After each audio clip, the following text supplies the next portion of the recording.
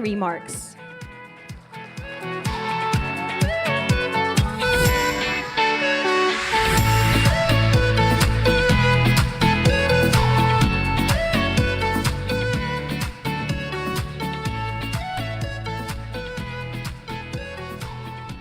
To our honorable guests, partners, and to the OVP family, good morning, magandang araw sa inyong lahat, and maayong buntag sa inyong tanan.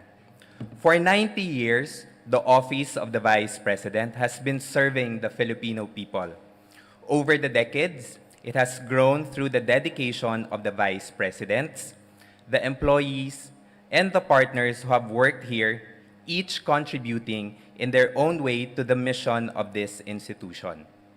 Today, as we mark its 90th anniversary, we honor a legacy that continues to guide its work and a duty that remains as important as ever. This celebration is more than a commemoration of milestones. It is a reflection of continuity. We are deeply honored to be joined by our former vice presidents and the families who represent them. Your presence reminds us that every administration, with its challenges, choices, and triumphs, has contributed to shaping the office into what it is today.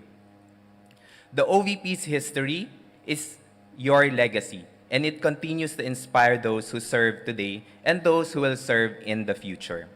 As we mark this milestone, we also celebrate the people and stories that give life to the office, our dedicated employees, and individuals in the communities whose work reflects the true meaning of public service. As part of today's anniversary program, we will recognize their contributions through the Praise Awards and Gawad Makabansa, a testament that service, whether in the government or in our communities, continues to move our nation forward. Later, we will also witness the launch of the first OVP coffee table book to be introduced by our OVP Undersecretary and Chief of Staff, Attorney Zalaika T. Lopez. It is a collection that captures 9 decades of leadership, service, and humanity. And one of the most meaningful highlights of our celebration is the launch of the OVP pop-up exhibit titled Extraordinary, happening later today at Fisher Mall in Quezon City. This pop-up exhibit, to be featured in 7 key locations across the country from November 14 to 30, will tell the stories of all our 14 vice presidents of the Philippines who once were ordinary individuals but through their courage and commitment became instruments of extraordinary service. We invite everyone here to visit the exhibit and rediscover the people and moments that shaped our nation's history through this office. Today's program is filled with highlights and stories from OVP's 90-year journey. From all of us at the Office of the Vice President, we hope that each of you will find inspiration in the achievements of the past, take pride in the work being done in the present, and leave with a deeper appreciation for the mission and spirit of the Office of the Vice President. Enjoy the celebration, and may this milestone anniversary be a meaningful experience for everyone here. Daghang salamat and maayong buntag sa inyong tanan. Thank you, ASEC Lemuel Ortonio.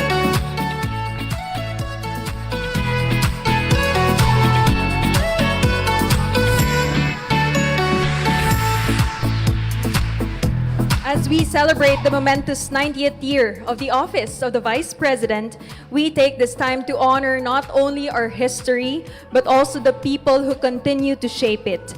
Every year, through the program on awards and incentives for service, excellence, or praise, we are reminded that public service is more than a profession. It is a commitment rooted in duty, continuity, and legacy. The praise established by the Civil Service Commission is our way of recognizing the individuals whose dedication, loyalty, and pursuit of excellence embody the true spirit of public service. It celebrates the quiet perseverance behind every task completed, every goal achieved, and every challenge overcome. This year, as we gather under the theme OVP at 90, Duty, Continuity, Legacy, we look back with reflection and move forward with renewed purpose. Our praise awardees represent the living milestones of this institution. They remind us that while years mark the calendar, it is dedication that builds a legacy. Today, we will confer 3 categories of recognition. To confer the praise awards, we kindly invite on stage the Honorable Sara Z. Duterte and the Honorable Gloria Macapagal Arroyo.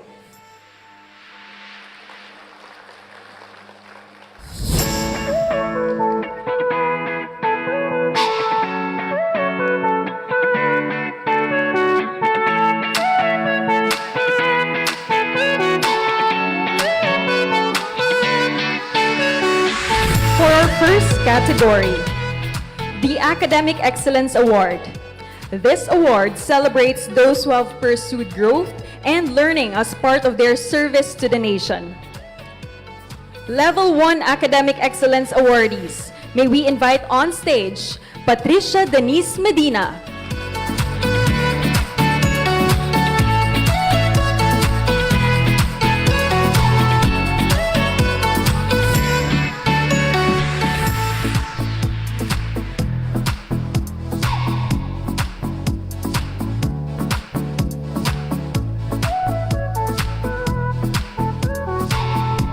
thank you and congratulations.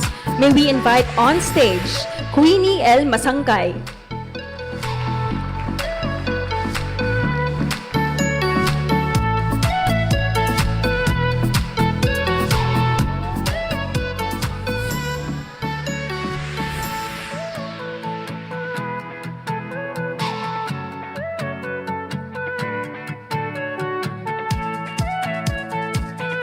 Thank you very much and congratulations.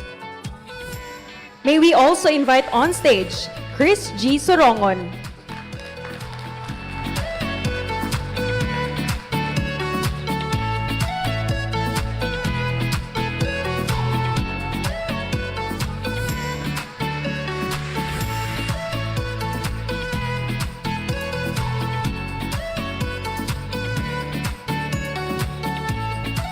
Thank you and congratulations.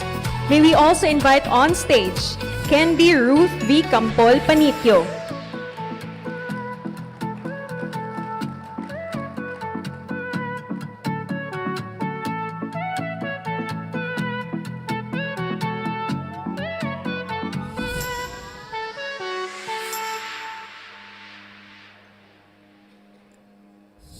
Thank you and congratulations. May we also invite on stage Barbara Carla Q. Echavia.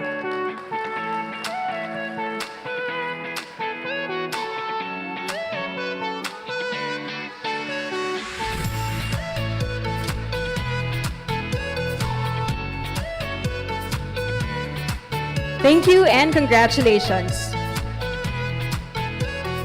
All right, may we invite Honorable Sara Z. Duterte and Honorable Gloria Macapagal Arroyo in front of the stage, together with former President Joseph Ejercito Estrada.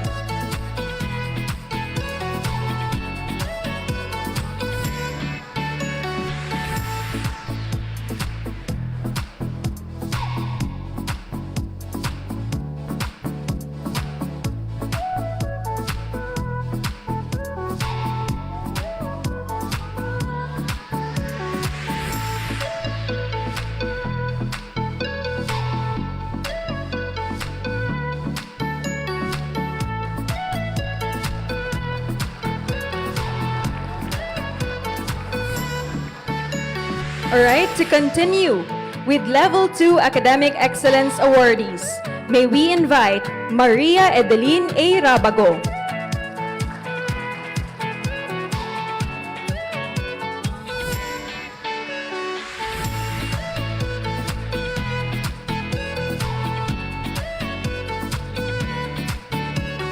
Thank you and congratulations. We kindly request all Academic Excellence awardees to join us back here in front for a photo opportunity.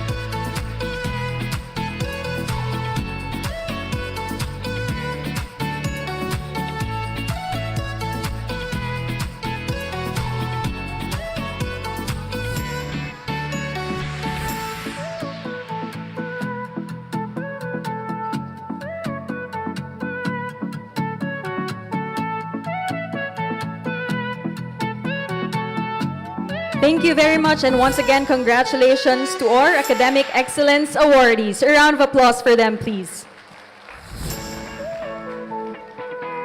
And now for our second category, the Loyalty Award.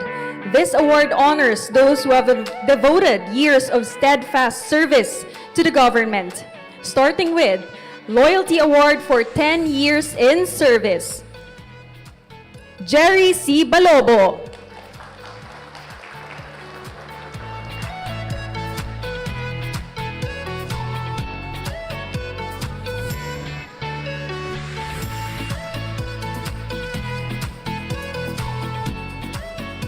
Thank you and congratulations. Lolita M. Latoja.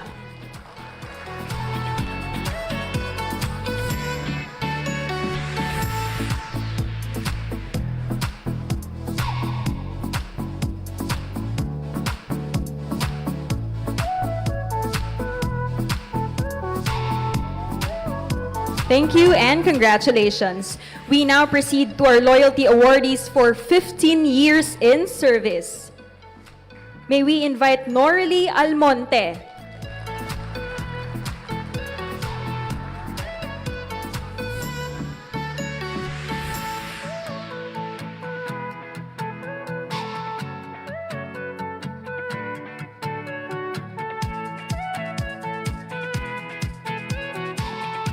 Thank you and congratulations.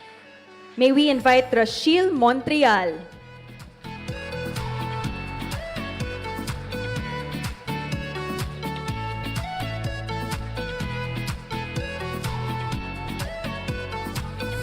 Thank you very much. Another loyalty awardee for 15 years in service, Jojamar Panessa.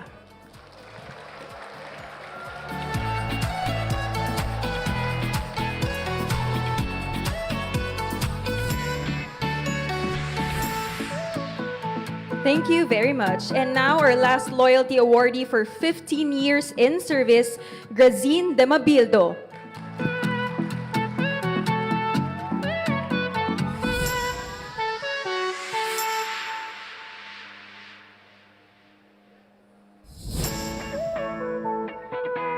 Thank you very much. Now we continue to our loyalty awardees for 35 years in service. May we invite Maricel M. Aranez.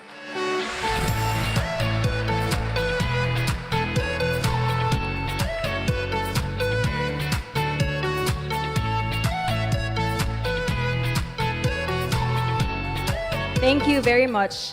We would also like to acknowledge Julieta L. Villa del Rey, another loyalty awardee for 35 years in service. Once again, congratulations. We kindly request all loyalty awardees to join us here in front for a photo opportunity.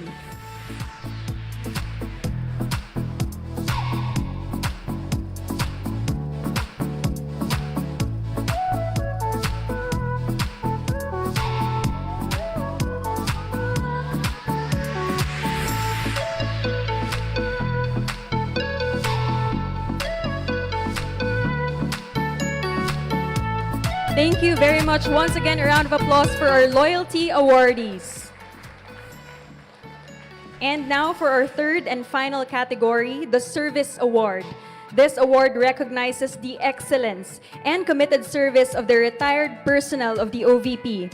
Before we proceed with the conferment, we invite everyone to kindly turn your attention to the screen for a special presentation.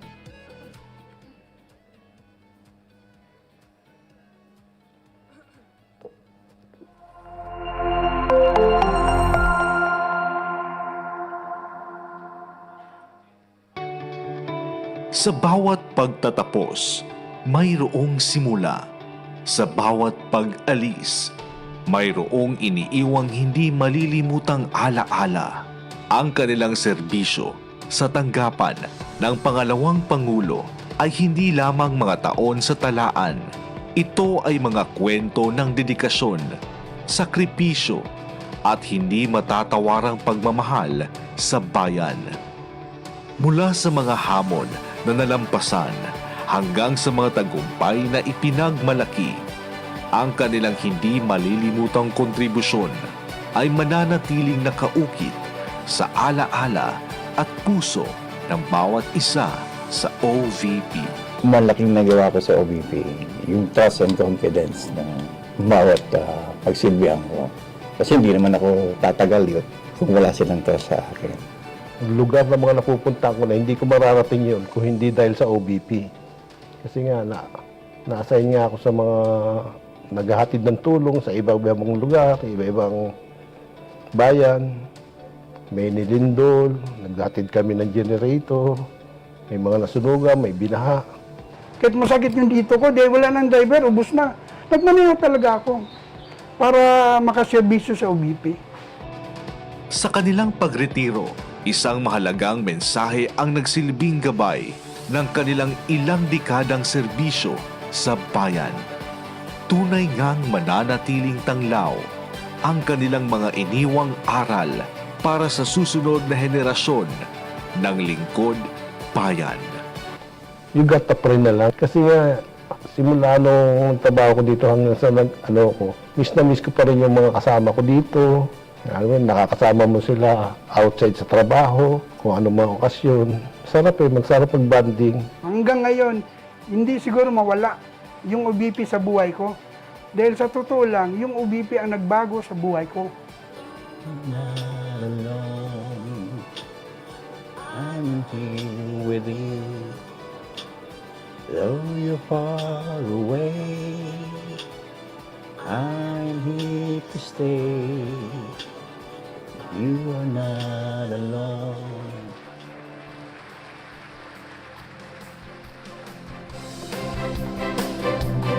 To continue with our last service awardees, may we invite once again Honorable Sara Z. Duterte, Honorable Gloria Macapagal-Arroyo, and former President Joseph Ejercito Estrada here in front. Thank you very much. Our service awardees, may we invite Ronel A. Caballero, 26 years in service.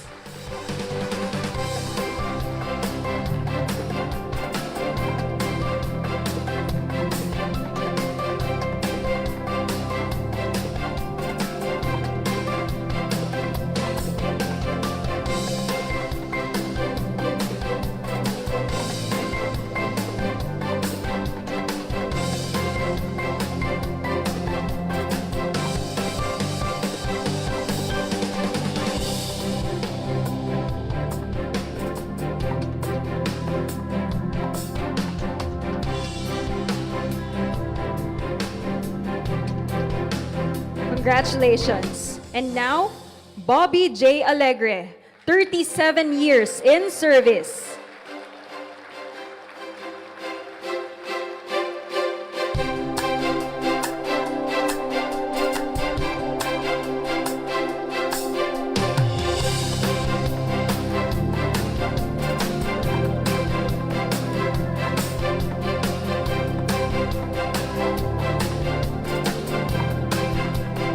Thank you very much.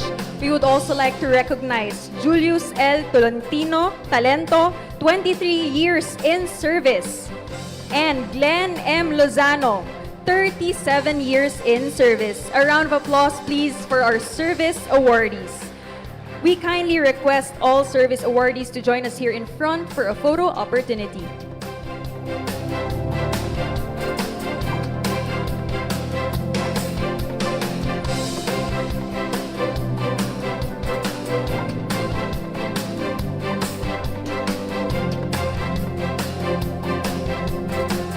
Once again, congratulations. A round of applause for them, please.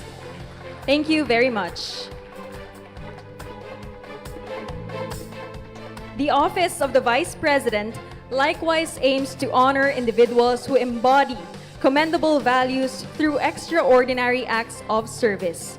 The Gawad Makabansa ng tanggapan ng pangalawang Pangulo seeks to recognize exceptional Filipinos whose remarkable efforts have left a lasting impact in their communities.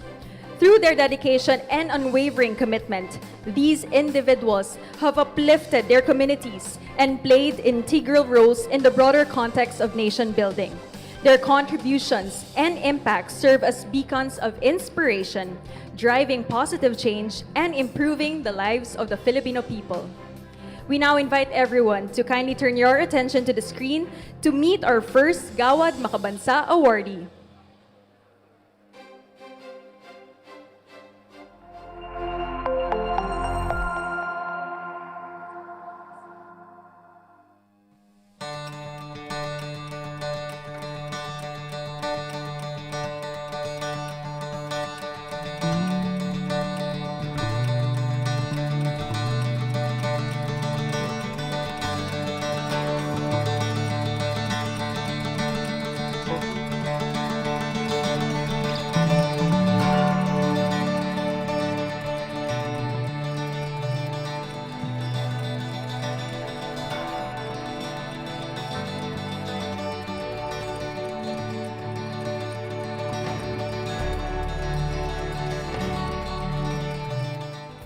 There are still some indigent patients that are not really cannot access to some laboratories, diagnostics, as well as medications.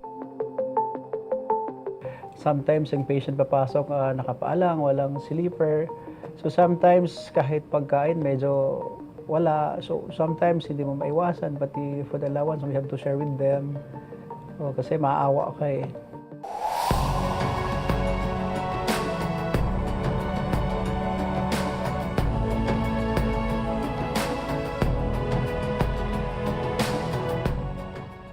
Why in Tawi-Tawi, it's very close to our heart. For some patients, really cannot access to health services. Actually, it's a childhood dream actually to be a physician someday, and it was a promise to share to community what my specialty and to serve the community.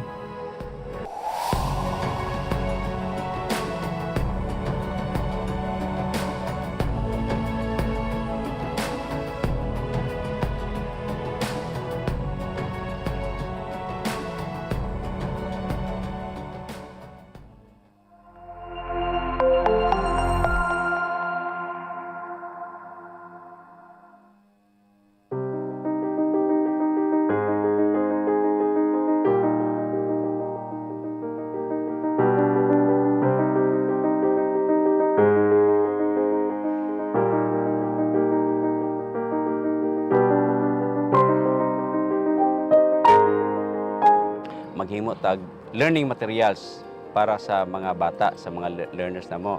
So ang target namo katong mga bata nga di kabalo sa ilahang lingwahe. Na-enroll namo ang mga bata, and then among gipatudloan namo ang mga bata sa ilahang basic words, sa ilahang lingwahe. While nagklase sila, ilang mga parent pod napod sila kanang mga project nga para makahimo og tribal attire ang mga kabataan. Nakita nila ang beauty sa mga programa mo na nga different barangays na ang nag-adapt sa mga program.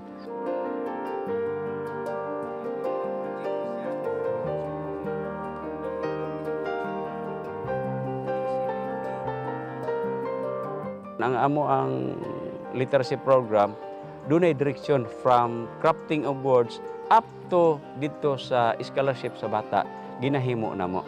So, mo na amo ang target. Naabay progress ang gihimo na ko. Malipay ko kung naaday nagtuon sa gihimo na mong learning material sa Alambre Elementary School. Kato, course mo to basic. And then, ang unod dito sa learning materials gihimo na mo, more on values. So, kung magtanom day ka gugma, makaani po day ka og pag-amuma, pagmahal, kung sabay imong in return sa imo. Time will come, abot na siya ko. Basta ka maghimo lang kag maayo sa mga tao. Asod, masod, yakag atras, asod, masod, yakag atras, sere kakibangan, sere kakawan, asod, masod, yakag atras.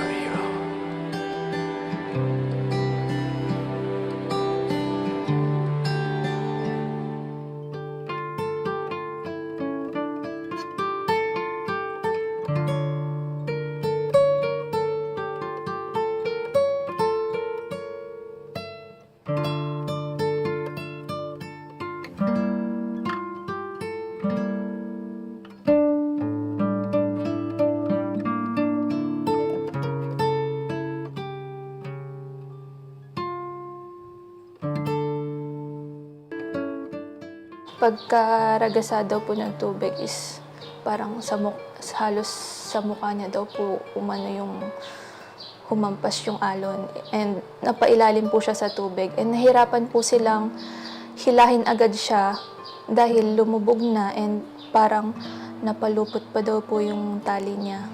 Nung pagkaahon naman daw po agad sa kanya, sinubukan po agad siyang i-CPR pa hanggang sa dinala po siya sa ospital ng San Jose.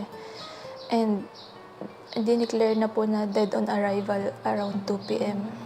ng hapon. Sila po yung yung totoong real life daily heroes. Si Daddy po yung tipo na tao na hindi po nanghihingi ng kapalit sa mga ginagawa niya. And yun po yung sa tingin kong pinaka tumatak sa akin. Kahit po yung mismong buhay niya na ibinigay niya, pagsasabihin siya ni Mami about sa kalusugan niya, binabanggit niya po minsan na huwag ka mag-alala, hindi naman ako sa sakit mamamatay.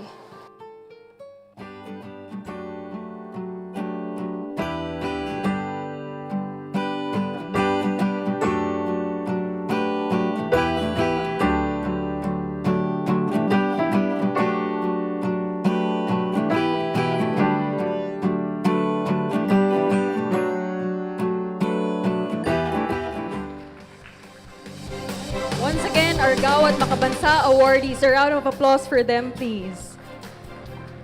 To confer the Gawad Makabansa ng tanggapan ng pangalawang Pangulo, we again invite Honorable Sara Z. Duterte, Honorable Gloria Macapagal Arroyo, and former President Joseph Ejercito Estrada.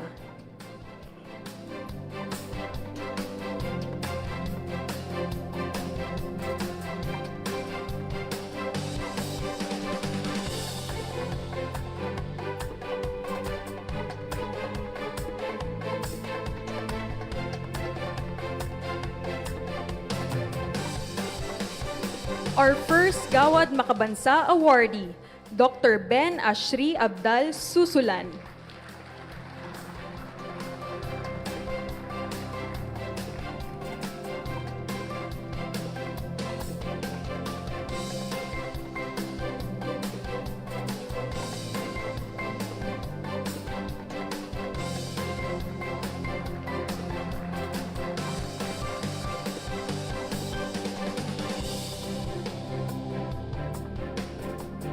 Thank you very much. Our second Gawad Makabansa awardee, Armando Navarez Blando.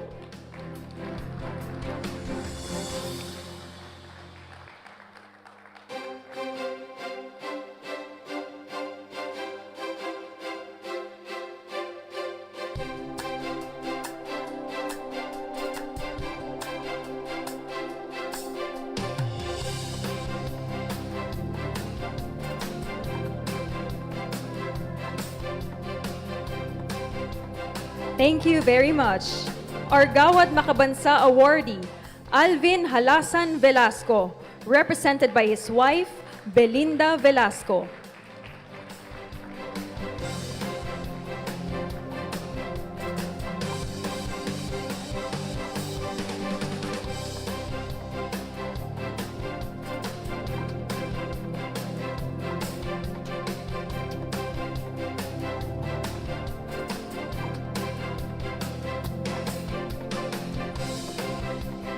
Thank you very much. We kindly request all our Gawad Makabansa awardees to join us here in front for a photo opportunity.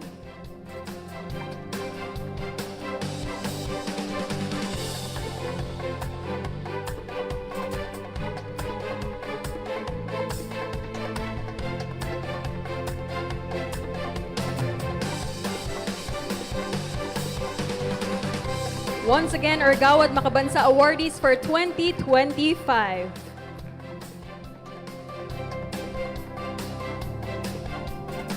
Thank you very much and congratulations once again to all our awardees for their outstanding contributions and commitment. Your dedication to service speaks volumes. It inspires, uplifts, and sets a powerful example for others to follow. As we continue the celebration of our 90th anniversary, we now move on to a truly special segment of today's program. To share more about this milestone initiative, let us all welcome Attorney Zulaika T. Lopez, Undersecretary and Chief of Staff of the Office of the Vice President.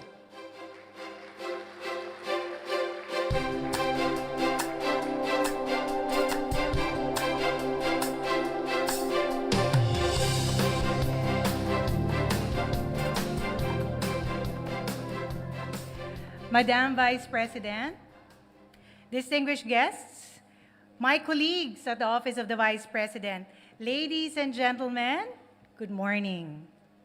It is with deep pride and honor that we present to you the OVP 90th Anniversary Coffee Table Book, First in Line, Vice Presidents of the Philippines. This commemorative volume is more than just a celebration. It is a reflection of 9 decades of service, leadership, and the enduring commitment of the Office of the Vice President to the Filipino people. First in Line offers a compelling narrative of the Vice President's evolution from its inception under the 1935 Constitution to its present-day role in shaping national governance. It chronicles the lives and legacies of all 14 Vice Presidents, explores the dynamics of succession and policymaking, and highlights the challenges and triumphs that have defined the office for generations. Through these pages, we pay tribute to the legacy of those who have come before us, whose dedication and service have shaped the nation's history. At the same time, we seek to inspire future leaders to carry forward the enduring mission of public service with integrity, courage, and purpose.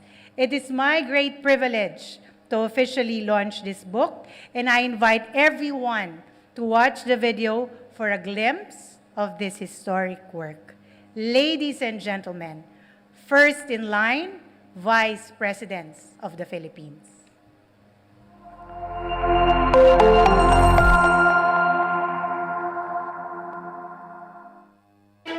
Most of what we read about the Philippines focuses on the presidency.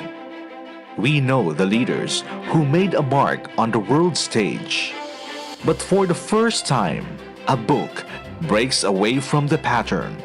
We shift the focus to the second highest office in the land, the Vice Presidency.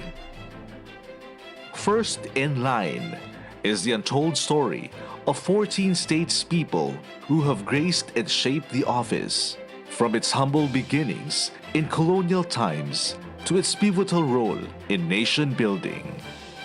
Through personal stories, visions, and leadership styles, First in Line reveals how these men and women faced challenges, influenced national development, and made a difference in Filipino communities. The book also honors the dedicated public servants behind the Vice Presidency, those who work tirelessly to bring disaster relief, social programs, education, and environmental initiatives to Filipinos across the nation. Through this book, First in Line, we invite you to a celebration of leadership, service, and the enduring legacy of the Vice Presidents of the Philippines.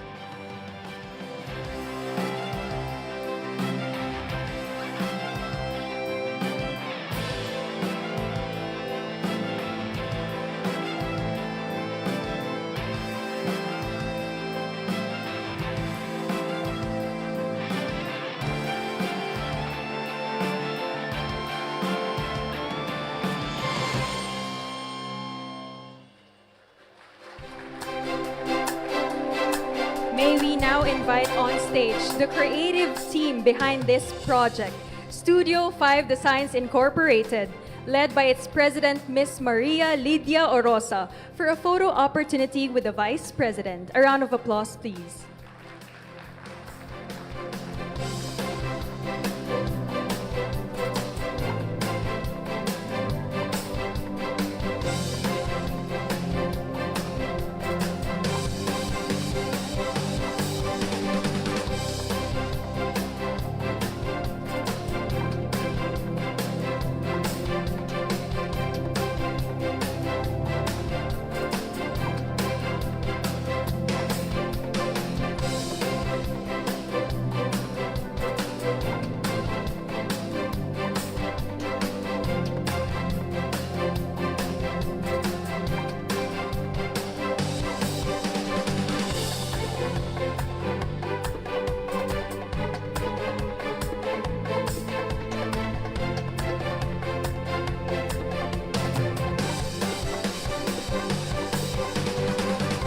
you very much, Studio 5 Designs Incorporated.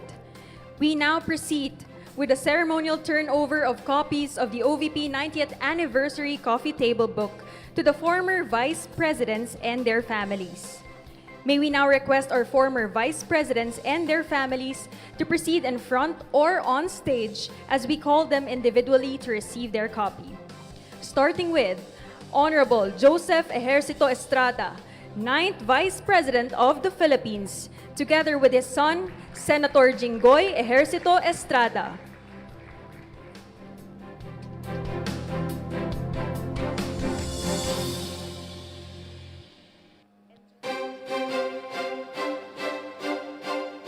And Jude Estrada.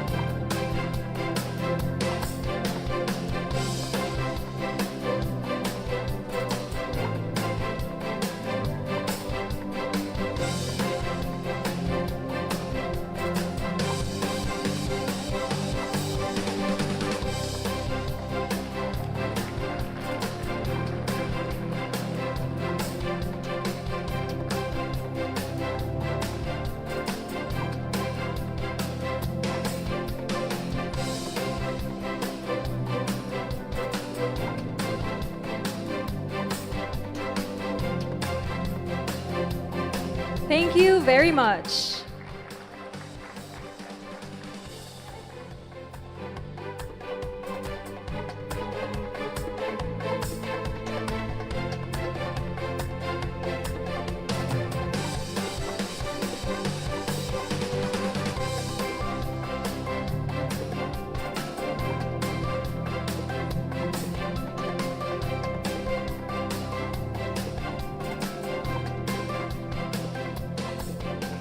Once again, thank you very much.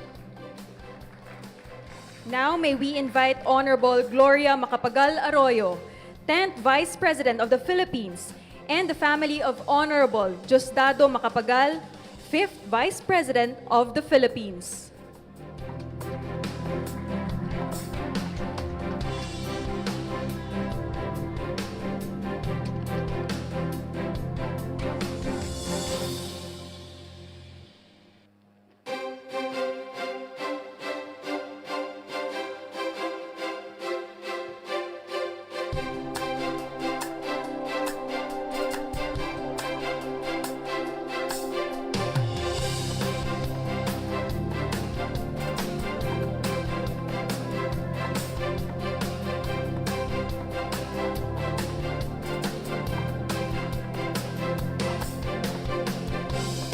Thank you very much.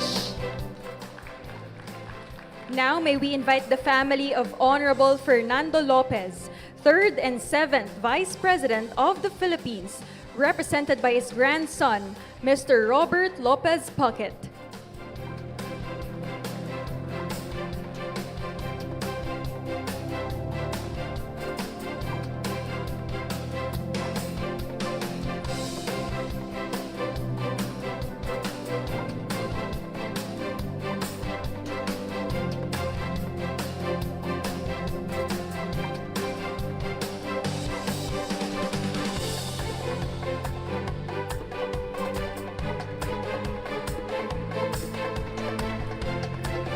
Thank you very much.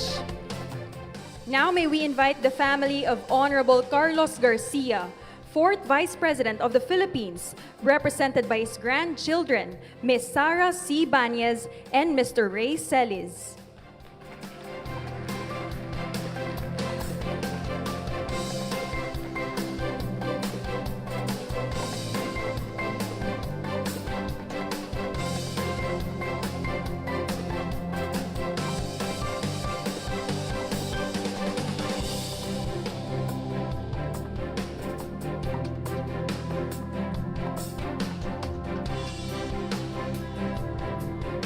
Thank you very much. May we invite on stage the family of Honorable Emmanuel Pelaez, 6th Vice President of the Philippines, represented by his son, Mr. Edmundo Pelaez, with his wife, Miss Vina Pelaez.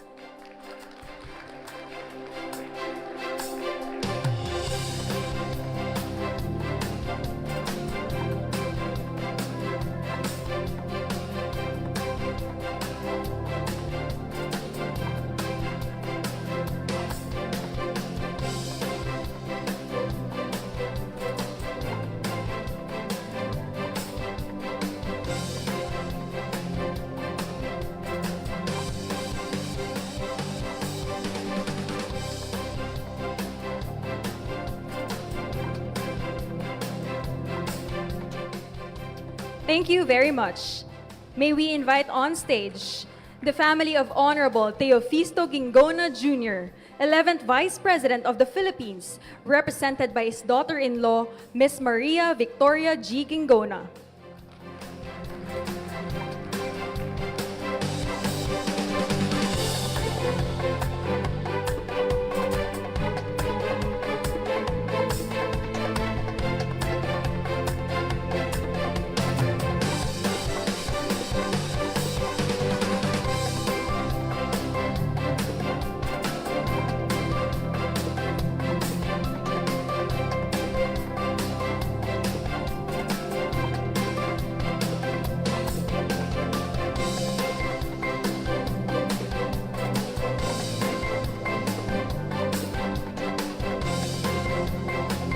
Thank you very much. May we also invite the family of Honorable Noli De Castro, 12th Vice President of the Philippines, represented by his grandchildren, Miss Chloe Daniel De Castro Cruz and Mr. Josh Ezequiel Orcaya.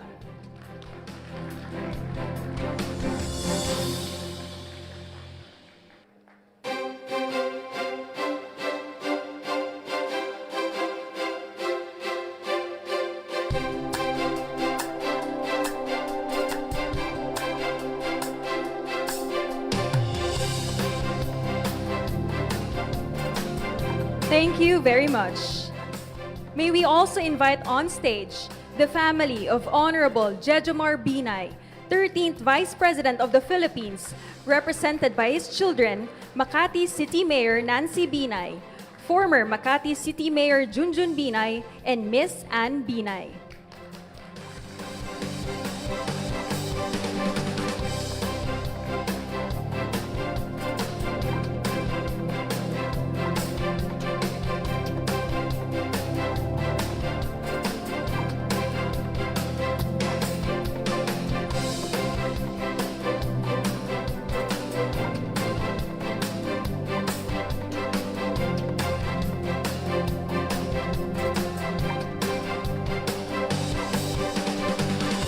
Thank you very much. And of course, let's give them a big round of applause. Thank you very much to our former vice presidents and their families. Throughout the years, our vice presidents have played vital roles in shaping our nation. In this next segment, we will hear directly from them and their families. To begin, may we call on stage Miss Sara C. Banez, the granddaughter of Honorable Carlos P. Garcia, 4th Vice President of the Philippines, to share her message. A round of applause, please.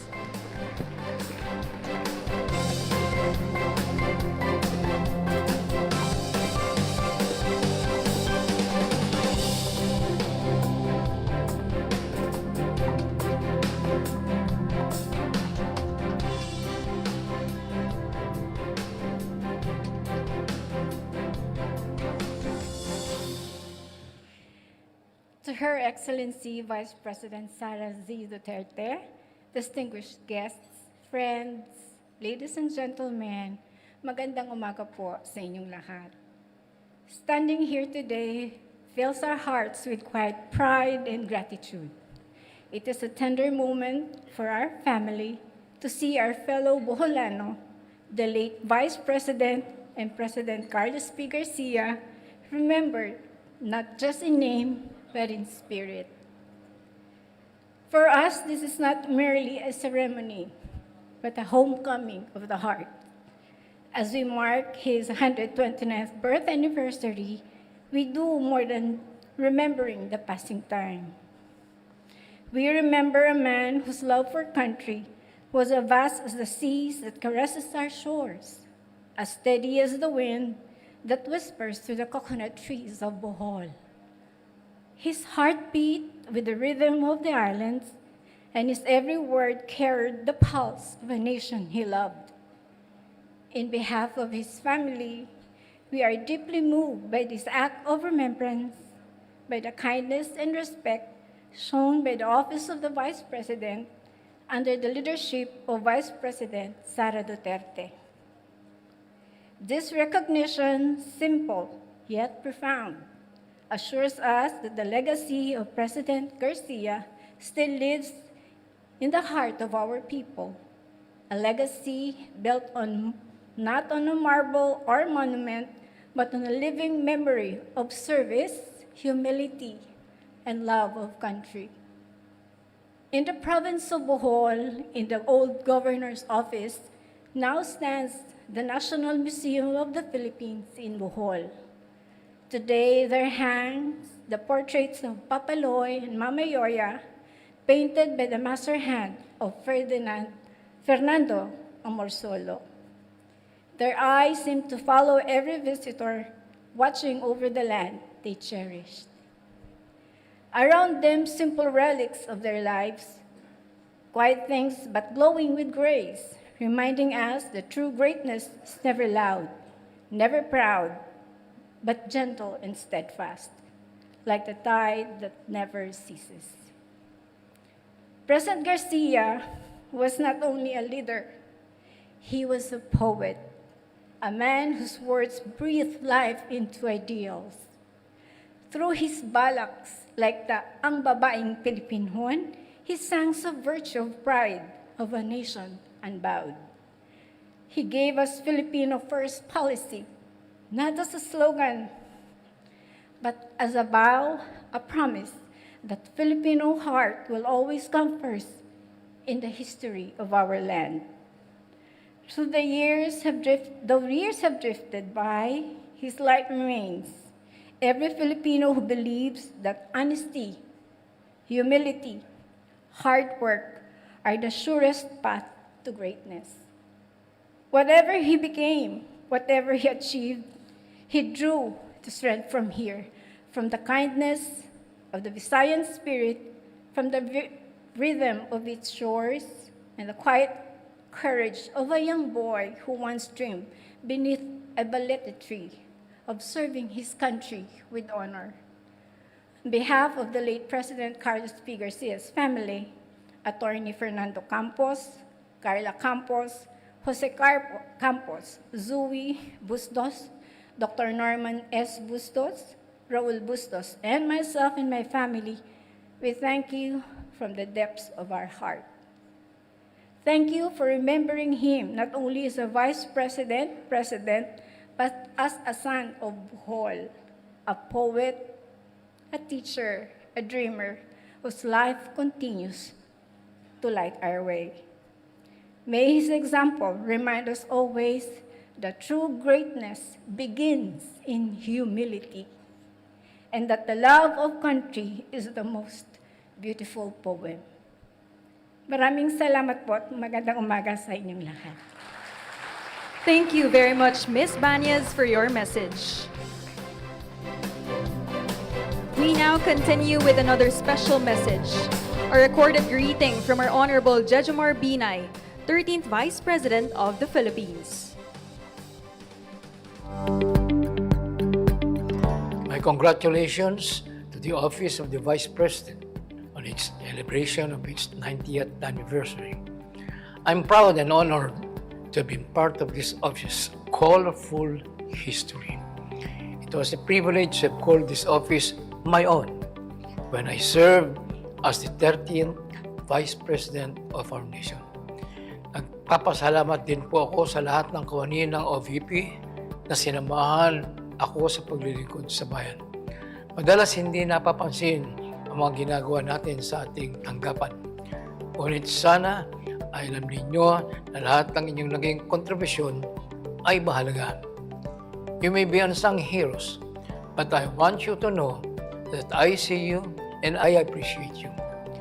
Masaya rin po ako na maging instrumento sa patuloy na pagsulong ng Office of the Vice President. I'm glad to have helped pave the way for the OVP to transition from the 70th floor of the PNB Financial Center to the Coconut Palace. At alam kong sa hinaharap ay patuloy pang uulat ng OVP at marami pang leader ang dadaan at maupo sa tanggapang ito.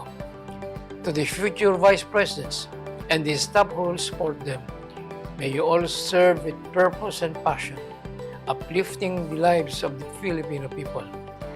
Mabuhay po ang Office of the Vice President. Mabuhay po tayong lahat. Thank you, former Vice President Binay, for your message. To deliver the message on behalf of Honorable Joseph Ejercito Estrada, 9th Vice President and 13th President of the Republic of the Philippines, we now invite Honorable Jinggoy Estrada, Senator of the Republic of the Philippines.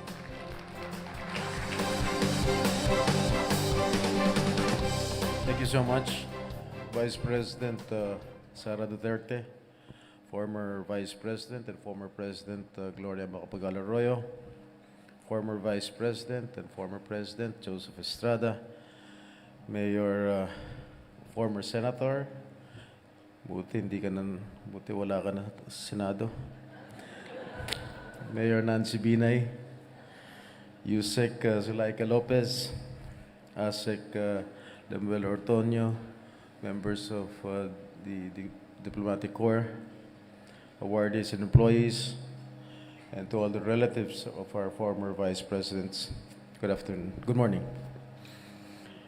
It is with heartfelt pride and great honor, this is the speech, of course, of my father, dahil never naman ako naging vice president at hindi na siguro magiging vice president. It is with heartfelt pride and great honor that I join you today in celebrating the 90th anniversary of the office of the Vice President of the Republic of the Philippines. As someone who once had the privilege of serving in this revered office, I stand before you with deep respect for the legacy it has built over the past 9 decades. The office of the Vice President exists not only to ensure continuity of governance and leadership stability in times of crisis or transition, but also to contribute meaningfully to our nation's progress and to the pursuit of excellence in public service. Through the years, this office has not only fulfilled its constitutional role as the second highest position in the land, but has likewise evolved into a dynamic force for responsive and compassionate governance. And during my tenure as Vice President under the Ramos administration, I took on the responsibility as chairman of the Presidential Anti-Crime Commission, where I pursued the campaign against crime syndicates and advanced broader goals of peace and order, an endeavor that earned me the moniker Crime Buster. And as we mark this momentous occasion, I pay tribute to all my fellow vice presidents who, in their own time and manner, have contributed to our nation's progress and strengthened the office we once held. Each of us has faced unique challenges, yet all have carried the mantle of public trust with integrity and purpose. Our collective service has helped shape the course of our nation's history. To Vice President Inday Sara Duterte and the dedicated staff of the Office of the Vice President, I commend your continued commitment to honor the enduring legacy of this institution by steadfastly upholding the ideals of service, leadership, and continuity in our democratic governance. And as we celebrate this milestone, let us continue to uphold the dignity of public service and work together for a stronger, more united, and more just Philippines. And may the office of the Vice President continue to embody integrity, compassion, and excellence in governance, and remain a source of hope and leadership for generations to come. Congratulations on your 90th anniversary. Mabuhay ang Office of the Vice President at ng Republika ng Pilipinas. Thank you, Senator Estrada, for delivering the message of former President Estrada. We are honored to hear from another distinguished former Vice President. May we now invite on stage the Honorable Gloria Macapagal Arroyo, incumbent representative of the 2nd District of Pampanga, 10th Vice President and 14th President of the Republic of the Philippines.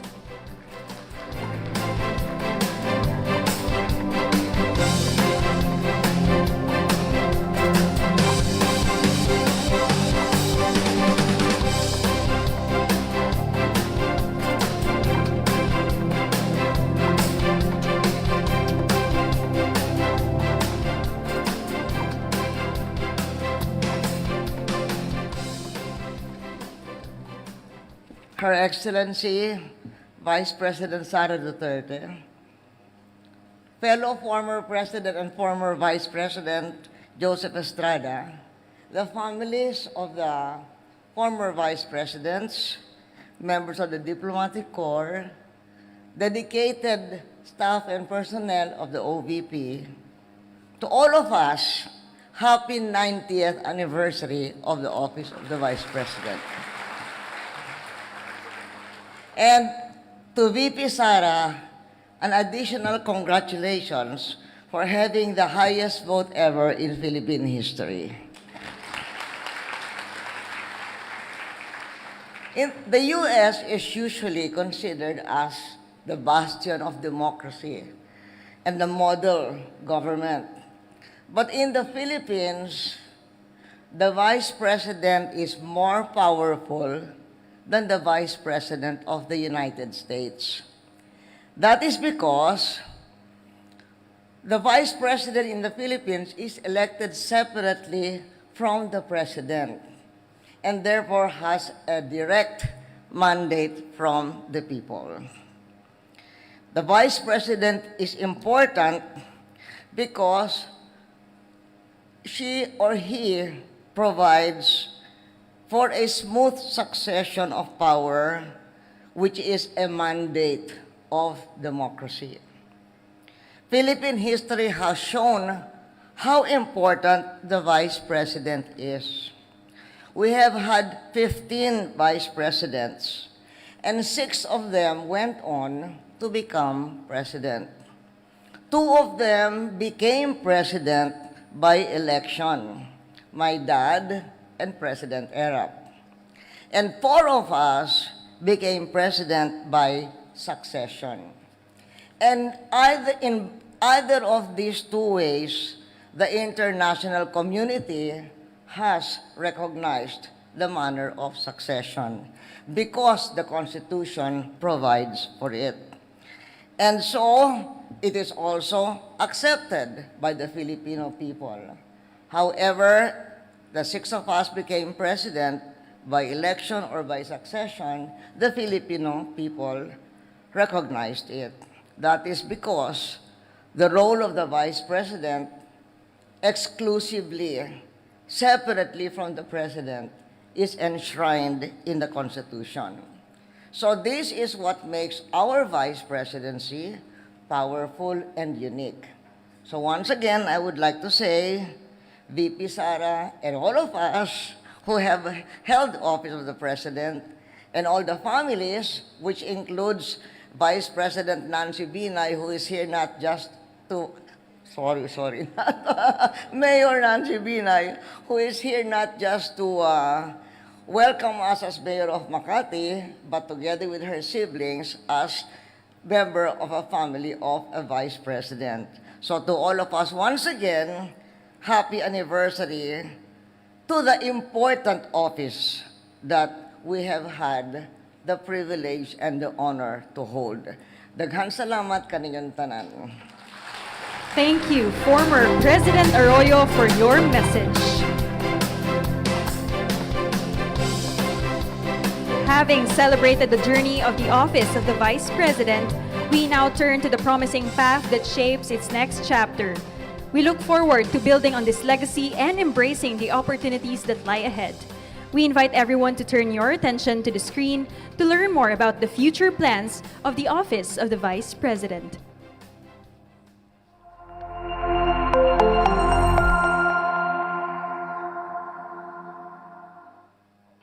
For 90 years, the office of the Vice President has served the Filipino people, responding to needs and standing ready in moments of national importance. Throughout its history, the OVP has operated from various locations, adapting to each new setting while continuing its work. When Vice President Sara Z. Duterte assumed office in 2022, she recognized a critical opportunity to strengthen the office's continuity and identity. These led to a commitment to permanence, preservation, and legacy. The OVP Permanent Office. Every 6 years, repeated relocations have disrupted programs and institutional memory. To address this, a technical working group, through a special order, was created for the establishment of a permanent office which will provide a stable and enduring home for governance and service. Site visits were also conducted at the Coconut Palace, BCDA properties near the new Senate building, the Navy site in Bonifacio Global City, and the privatization and management properties in Pasay, Star City, and Mailong in Makati City to identify the most suitable location for the proposed OVP complex. It is not just a building, but a foundation for continuity and service for generations to come. For 90 years, the legacies of our vice presidents have been scattered across different archives. With the vision of bringing these together, a technical working group, through a special order, was created for the establishment of the Vice President's Museum and entered into partnerships with the National Museum of the Philippines, National Commission for Culture and the Arts, and the National Historical Commission of the Philippines through a Memorandum of Agreement. The OVP Charter. The OVP carries great responsibility, yet its structure has often changed with each administration. Recognizing this, Vice President Sara Duterte supports the House Bill number 4215, an act providing for the charter of the OVP, spearheaded by former President and now Congresswoman Gloria Macapagal Arroyo. These ensures programs continue seamlessly, outlining a structure that supports efficient leadership and allows future vice presidents to build on the work of their predecessors. A permanent office that stands firm, a museum that preserves memory, a charter that strengthens and endures. This is the enduring vision of the office of the Vice President.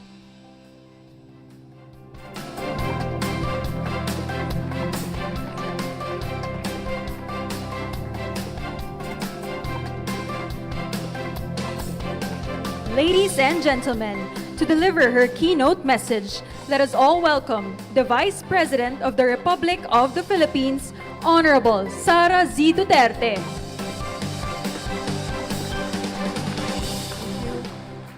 Thank you. Please take your seats. To our very important foreign guests, our former President Joseph Ejercito Estrada, our former President Gloria Macapagal Arroyo, to the families of the former Vice Presidents, ladies and gentlemen, mga kababayan, Assalamualaikum warahmatullahi wabarakatuh. Madayaw, umayong adlaw kaninyong tanan. Good day to everyone. To our esteemed former Vice Presidents of the Philippines and to their surviving families, maraming salamat sa paglaan ng inyong oras, sa pagbigay halaga sa tanggapan ng pangalawang Pangulo. We recognize that the institution we serve today was built by your sacrifice, your wisdom, and your personal dedication to the Filipino people. Your contributions were vital in producing the OVP 90th Anniversary Coffee Table Book, which beautifully captures your respective chapters of service. We are proud to dedicate the nationwide pop-up exhibits to you. These exhibits, now running in major cities, are our way of ensuring that every Filipino appreciates the depth of each Vice President's legacy. It is with that spirit of dedicated service that we turn to the present. Before I proceed, my heart and my prayers go out to all our countrymen recently affected by the spate of national calamities that have swept our nation. The devastation caused by the earthquake, the strong winds, and flooding from the successive typhoons, and the continuous threat posed by volcanic activity.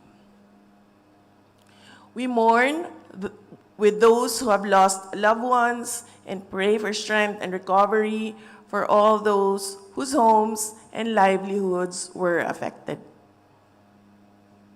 It is in these moments of profound crisis that the government must be strongest.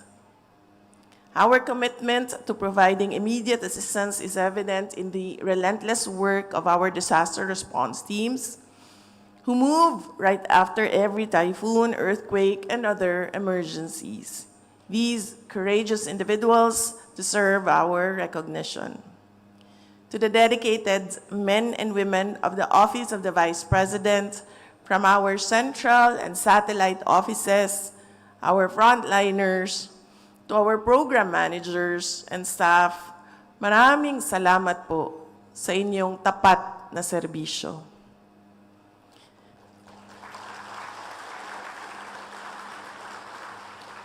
This institution's success is a direct result of your relentless effort that you put in every single day.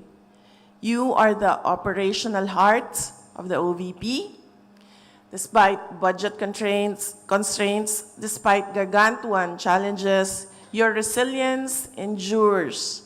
That essential aid reaches our kababayan immediately, efficiently, and with heart. You are the embodiment of responsive governance. As we celebrate this 90th year, we are inspired by the past to build a stronger future. Let the inspiring stories of our fellow Filipinos fuel our resolve for an even more impactful year to come. Your commitment fuels the historic efforts to ensure stability for this office, including the realization of the OVP Museum, the OVP Permanent Office, and the OVP Charter. These goals are dedicated to all of you, ensuring that the excellence you demonstrate now will be supported and sustained by future public servants. I am profoundly honored to lead this office alongside all of you. Let us carry forward the torch of bayanihan and excellence that has defined the Vice Presidency for 9 decades. Ipagpatuloy natin ang tapat na paglilingkod ng ating inang bayan. Let me acknowledge the project of the Office of the Vice President, the You Can Be VP project. This is a project for students. We meet in our school pagbabago bag distribution. And when we see a fire in them, when we see that potential in them in leadership, we invite them to join us in the Office of the Vice President, where they work as a Vice President alongside me. Let me acknowledge our little Vice Presidents. Please stand up.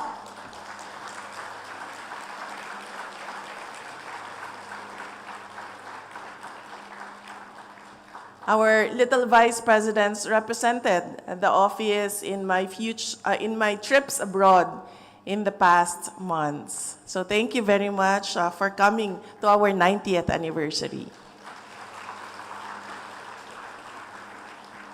And we hope to see you in the future books of the Office of the Vice President as the 25th, 26th, 27th, 28th, 29th Vice Presidents of the Republic of the Philippines. Mga kababayan, ang lahat ng ginagawa natin ay para sa Diyos, sa bayan, at sa bawat pamilyang Pilipino. Shukran. Thank you very much, Madam Vice President, for your inspiring message. We will now have a photo opportunity. We request everyone to kindly stand and gather in the middle for a crowd photo. Thank you very much.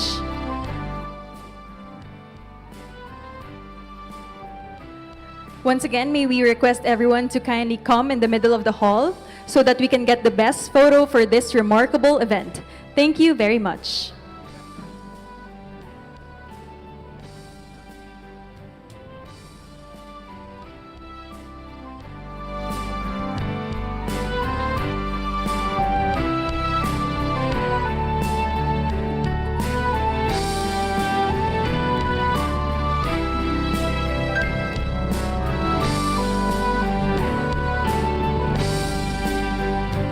Alright, inviting everyone to come closer so that we can get the best photo for this remarkable milestone of the Office of the Vice President.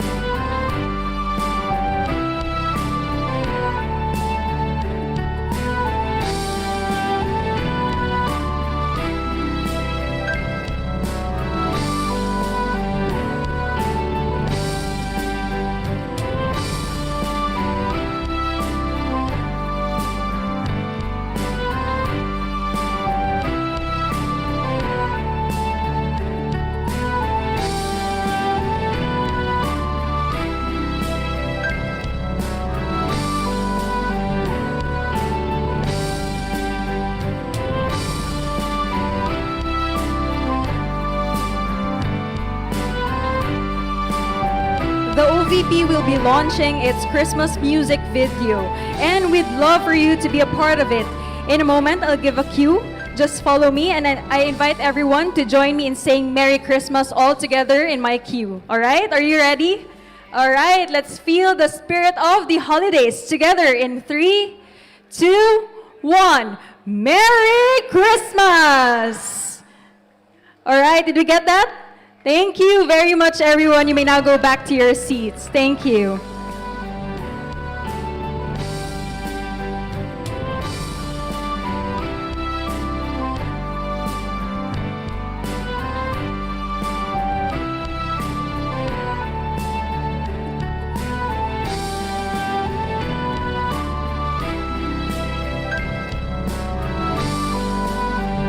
Now may we invite the Vice President and the former Vice Presidents in front for a photo opportunity.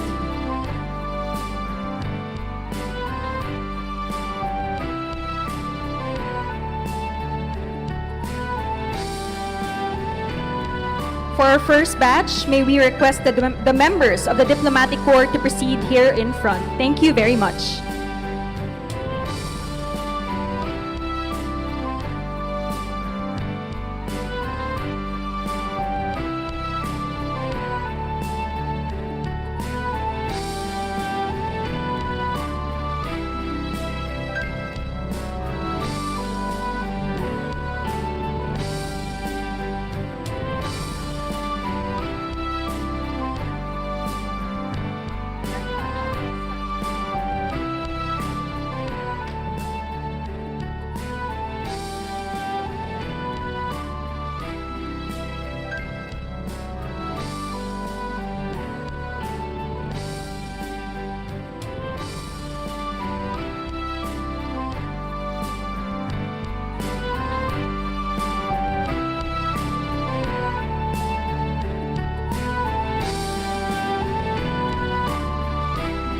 Thank you very much. Next are the families of the former Vice Presidents. May we invite the families of the former Vice Presidents here in front.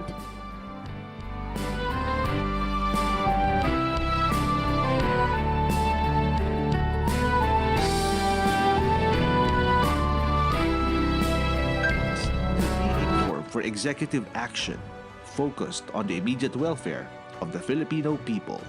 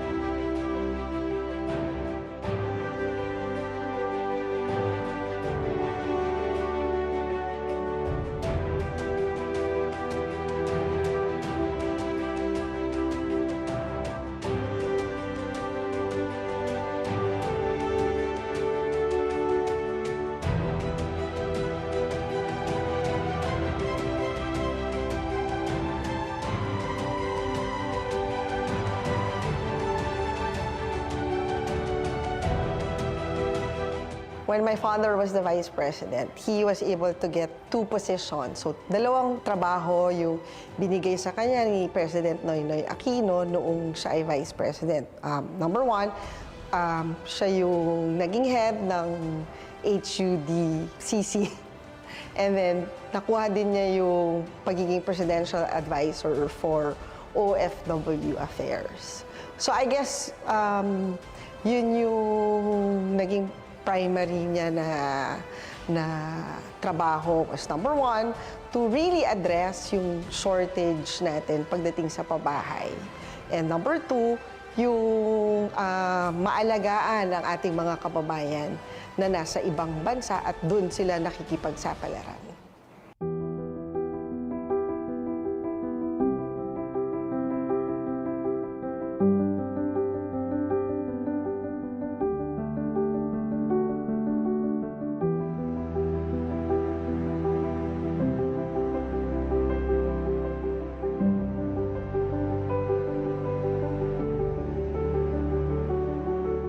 Ang sa kanya talaga, ang pinursu niya during the 6 years that he was Vice President ay yung maging working Vice President. At naging malaking bahagi dyan yung kailangan pag may sakuna, the next day, nagre-respond. Kung hindi kaya the same day, but the next day, nandun na yung mga tao ng OVP at nagbibigay ng relief goods. And during his term kasi, yung tumama doon yung Yolanda and I remember I was with my father.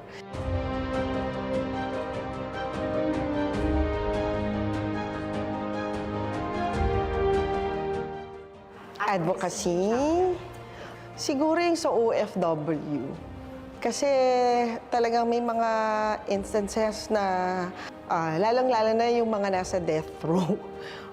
Talagang up to the last minute, he would exert effort para hindi matuloy na kung kailangan lumipad siya doon sa bansa na yon at makiusap para magstay or makommute yung sentence ay ginagawa niya.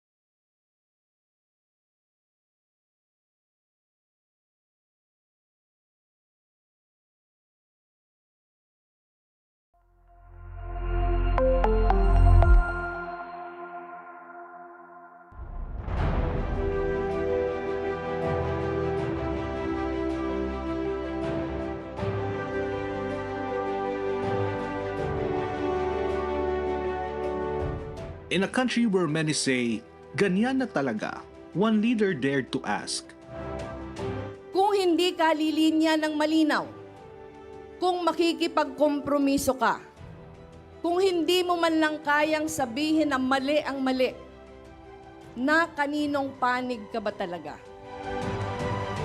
This is the story of Maria Leonor Leni Hirona Robredo, a lawyer, advocate, and the 14th Vice President of the Philippines.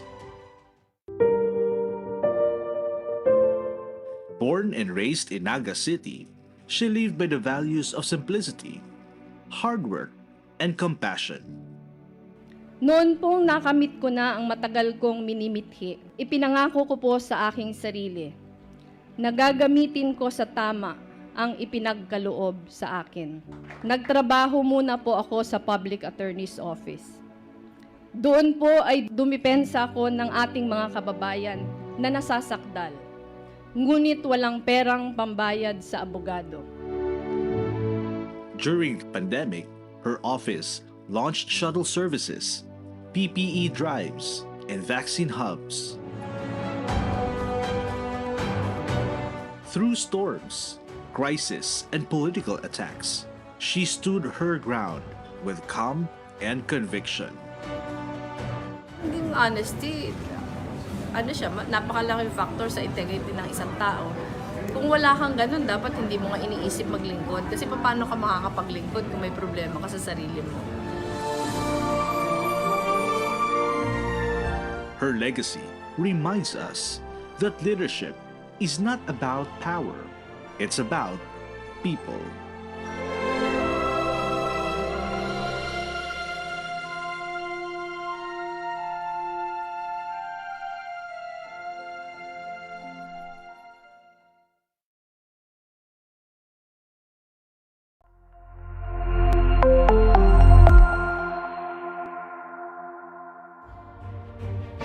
I, Sara Zimmerman Duterte. Her Excellency Sara Z. Duterte, elected on May 9, 2022, secured a mandate of historic proportions. A lawyer by profession, her background instilled an exacting, results-oriented methodology. As three-term mayor of Davao City, she championed a model of governance centered on swift, decisive administrative action and direct service delivery to constituents. The core mission is efficient, accessible, and responsive delivery of public services. The OVP has operationalized this with a whole-of-nation approach. Under her leadership, the Office of the Vice President has established a robust mechanism for immediate and long-term aid, a social safety net serving the citizens with medical and burial aid, mobility relief under Libreng Sakay program, and the empowerment of livelihood groups and individual entrepreneurs. Just recently, the OVP achieved its environmental goal by planting over 1 million trees nationwide. The Vice President has actively championed the country's diplomatic and ceremonial functions. As a former Department of Education Secretary and President of the Southeast Asian Ministers of Education Organization, she leveraged her platform to advance education and regional cooperation across Southeast Asia. Her legacy is one of proactive dedication to public service, ensuring the OVP provides a solid, stable, and functionally defined foundation for future generations.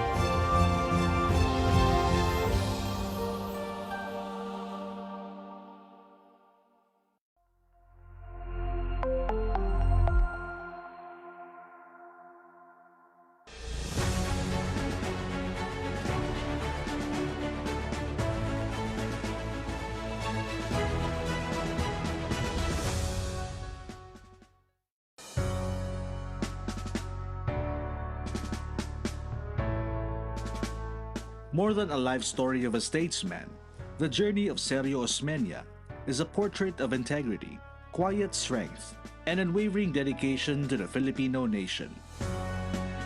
When the Commonwealth government went into exile during World War II, Vice President Osmeña stood beside President Quezon, steadfast and loyal, working to keep the dream of freedom alive from afar.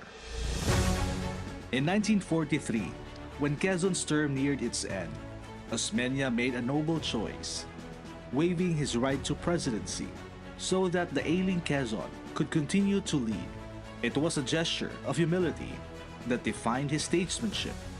When Quezon passed away in 1944, Osmeña took the oath of office and returned to the Philippines beside General Douglas MacArthur in Leyte. Their landing marked the return of hope and rebirth of a nation. As president, he led a country through the hardships of reconstruction, restoring government and democracy with patience and wisdom. He governed not with flair, but with faith in the Filipino spirit. Integrity, humility, and patriotism. These are the legacy of Sergio Osmeña. His service ended in 1961, yet his example endures. He was a statesman whose quiet strength taught the Filipino nation what true leadership means.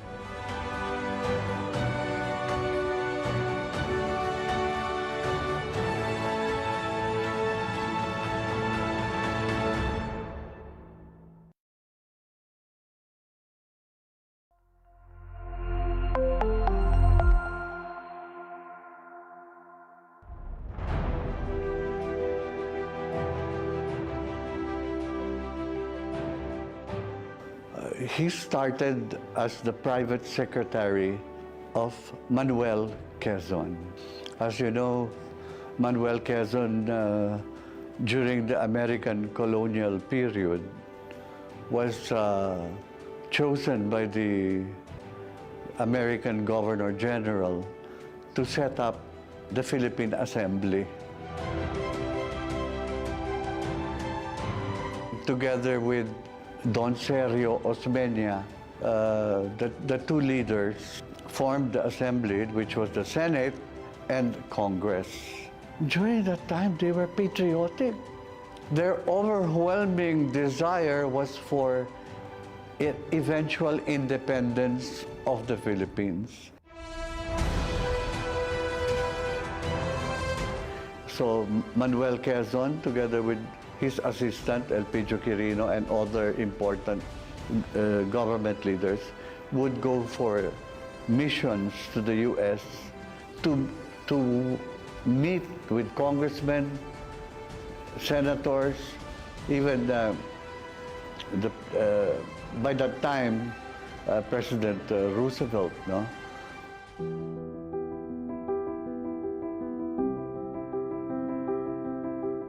And Vice President Quirino also took his oath of office as Vice President of the newly independent Republic of the Philippines.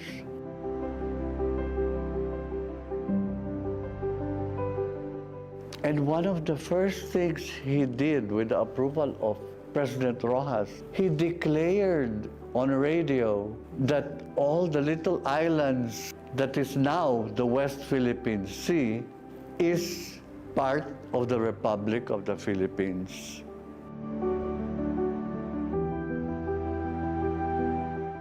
Vice President Quirino actually traveled all over the world to open embassies to the very important countries.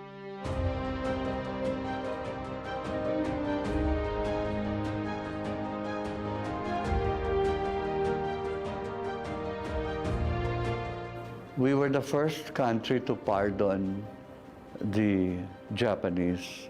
He pardoned the remaining Japanese prisoners in Muntinlupa, and he sent them back home.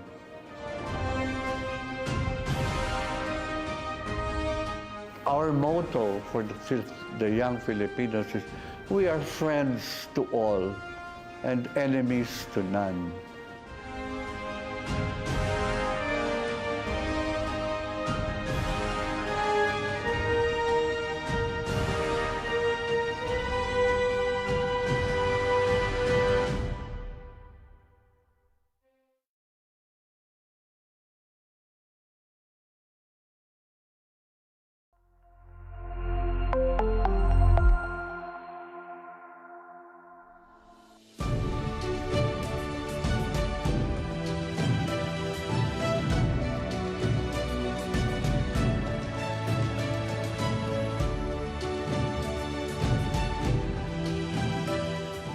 Fernando Jofiliña Lopez holds a unique distinction in Philippine history.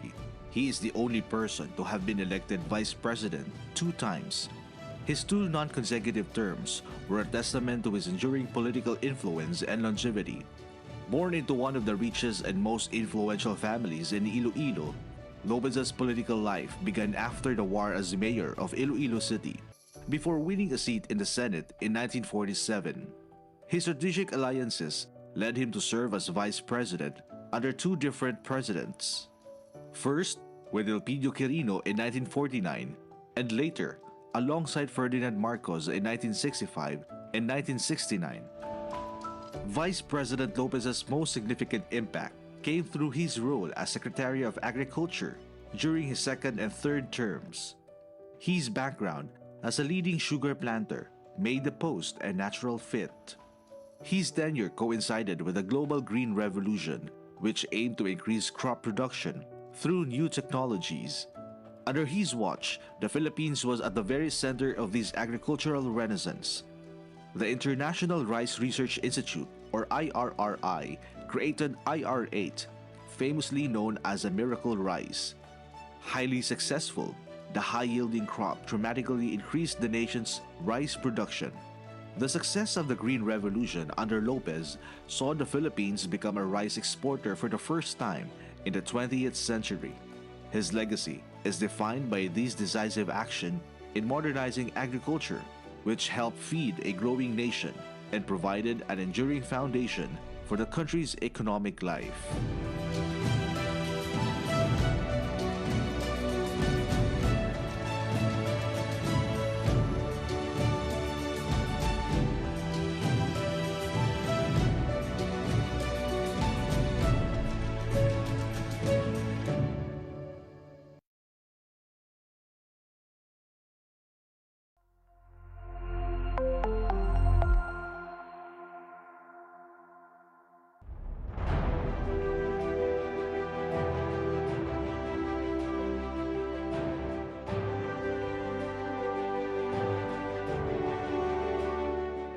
In 1953, Carlos P. Garcia rose to the vice presidency alongside President Ramon Magsaysay, a partnership grounded in integrity, service, and faith in the Filipino people. Serving concurrently as Vice President and Secretary of Foreign Affairs, Garcia became the nation's leading voice abroad, shaping the Philippines' foreign policy in a world divided by the Cold War. In 1954, he presided over the historic Manila Conference, uniting 8 nations to form the Southeast Asia Treaty Organization, a milestone that placed the Philippines at the center of regional diplomacy. Through firm yet fair negotiation, Garcia secured a reparations agreement with Japan, a step toward healing the wounds of war and building a foundation for economic partnership and peace. His diplomatic mastery earned global respect, reflecting his belief that sovereignty must always come with dignity and friendship with equality. When tragedy claimed President Magsaysay, Garcia answered the call of destiny, ready to lead, ready to serve. His vice presidency was defined by his guiding principles.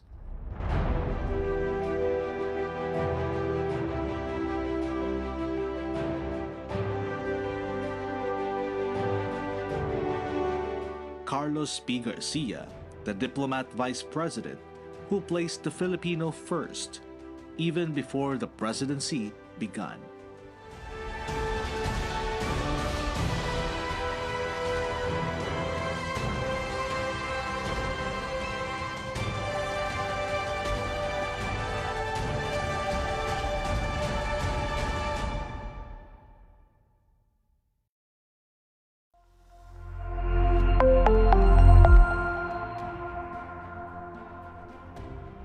Yes, I believe that Matsu and In a country where many believed power belonged only to the wealthy elite, one man's story became a testament to unwavering conviction. From humble beginnings in the quiet town of Lubao, Pampanga, Diosdado Macapagal rose from poverty through perseverance, intellect, and faith in public service. A scholar driven by determination, he topped the 1936 bar exams, earning degrees in law and economics, while staying true to his mission to uplift the lives of the poor. As Vice President, Macapagal turned his platform into a bridge for the people, traveling across the nation to meet farmers, workers, and students. Though excluded from the cabinet, he used every opportunity to listen, to understand, and to advocate for those left behind. His legacy as Vice President lives in his vision for an equal and just society where education, land reform, and opportunity reach every Filipino home. Diosdado Macapagal embodied the belief that true leadership begins with service and humility. The poor boy from Lubao showed a nation that greatness is not born of privilege, but of purpose.